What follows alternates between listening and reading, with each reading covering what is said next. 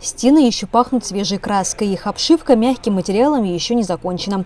Но юные спортсмены, не желая пропускать и дня, усердно тренируются в обновленном помещении. Всего около 160 борцов. Разные смены тренируются в спортивном клубе «Алмаз». Многие не первый раз постигают здесь искусство дзюдо и самбо. И даже самые юные спортсменов отметили важные изменения, которые произошли с залом после ремонта. Новый раздевалка. Он стал чуть-чуть больше. И вообще он во всем красивее. Да, люди будут смотреть, как мы будем тренироваться и будут учиться именно у нас. Десятилетний Ливон 4 года занимается борьбой. Его мечта – стать тренером, и чтобы как можно больше людей вдохновлялись этим видом спорта. Я, когда вырасту, я хочу стать тоже тренером по дзюдо и тренировать своих же детей. Центральный зал спортивного клуба «Алмаз» не единственный, который работает благодаря поддержке президента Федерации дзюдо и самбо Михаила Чалмаз. Но именно этот требовал капитального ремонта.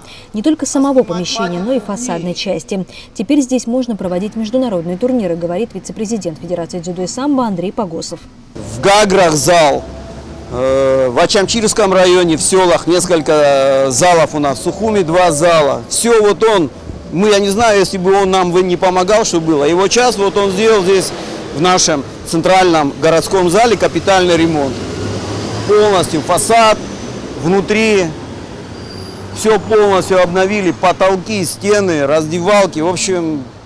Дзюдо и самбо – одни из самых популярных видов борьбы в Абхазии. Среди воспитанников «Алмаза» немало действующих чемпионов и перспективных спортсменов.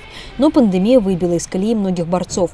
Однако, несмотря на это, у наставников будущих чемпионов есть уверенность в том, что перспективы дзюдо и самбо в Абхазии большие. Особенно погорели ребята 10-11 классов, а там нужно в течение года 7-8 стартов делать, а этого ничего не было. И вот они... практически год не боролись. Сейчас они уже школу закончили, поступили все.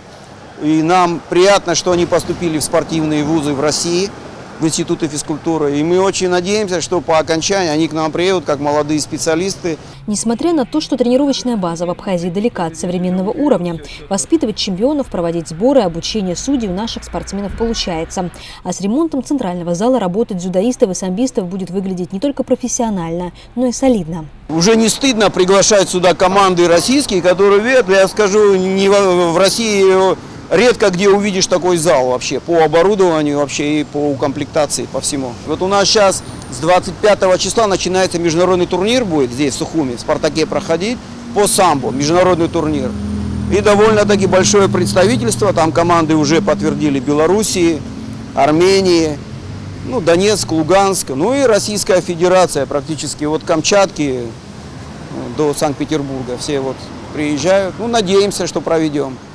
Как, в принципе, и все в Абхазии, самбо и дзюдо живы в нашей республике благодаря личной инициативе спортсменов, тренеров и бизнесменов, которые предпочитают вкладывать в будущее юных жителей Апсны.